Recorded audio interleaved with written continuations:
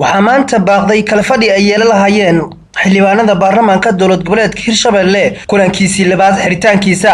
kala fadhigaasi ayaa waxaa la sheegay in uu u baaqday codsi soo dhiibtay madaxweynaha dowlad goboleedka Hirshabelle Maxamed Cabdi Waare isagoo ku maqan magaalada Kismaayo ee caasimadda Jubbaland. baaqashada kala fadhiga ayaa waxaa ka hadlay mid ka mid ah xildhibaanada baarlamaanka dowlad goboleedka Hirshabelle isagoona ka hadlay shirka lagu qabanayo magaalada Kismaayo iyo farigelinta ay ku hayso dowladda federaalka Soomaaliya maamul goboleedyada ka jira dalka Soomaaliya isagoo xildhibaanka sheegay in dowladda federaalka Soomaaliya ay bartilmaameedsanayso maamul goboleedyo qaas ah.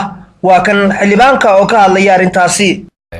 maanta waxaan joognaa holka baarlamaanka Hirshabelle taasoo aan doonaynay inaan kaga doodno kala fadhigii labaad xiritaankiisa ee baarlamaanka Hirshabelle. muxuu ahaa codsi kaga yimid madaxweynaha Hirshabelle ayaan maqlay in dib loogu dhigay ilaa Cali Masaarka. taas markii aan ka gudbo madaxweynaha wuxuu ku maqan yahay Jubbaland gobasha la dhigay iyo faragelinta lagu hayo maamul goboleedyada. maamul goboleedyada faragelin waa lagu hayaa laakiin muxuu ahaa si siman haddana looguma hayo.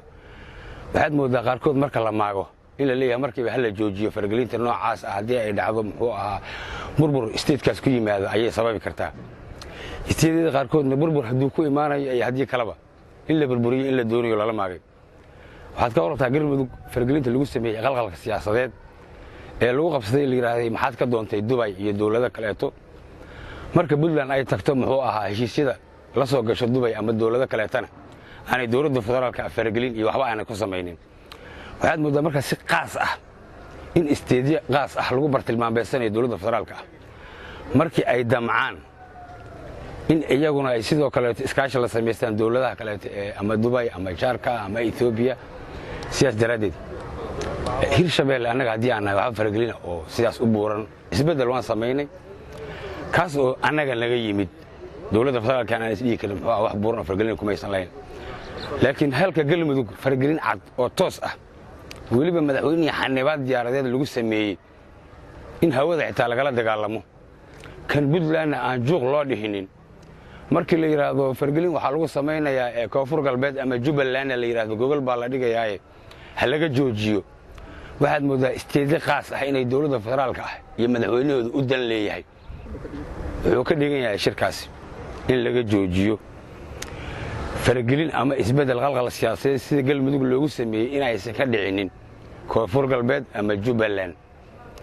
taasoo ah moodo in anagana burburka nala doonayo ayagana aan la doonaynin. waxaad aragtaa in la yiraahdo hogaamiyalka ka soo jeeday Hirshabelle ama muxuu ahaa koonfur galbeed markii muxuu ahaa Galmudug in lagu dacaayeeyo marka qaarkood Ethiopian baa wata ama xilka looga taageero ama muxuu ahaa qalqalsi ama dawlad bay la soo heshiiyeen. cadaalad kama ah dowladda federaalka ah iyo madaxweynaheedu. waxaan ku baaqayaa xildhibaanada federaalka ah ee ka soo jeeda Galmudug iyo Hirshabelle in ay dowladda federaalka ah madaxweynaheeda farmaajo la xisaabtamaan khiyaanada uu ku sameynayo isteedyada iyo eexda ee Galmudug uu kula kacay uusan Puntland kaga qaadayn talaab waafajisan nidaamka dastuurka ah inay ka qaadaan ayaan ku talin lahayn. Maxamed Yaasiin Maadi Maxamed Alfa warbaahinta Jubbaland News magaalada Jowhar.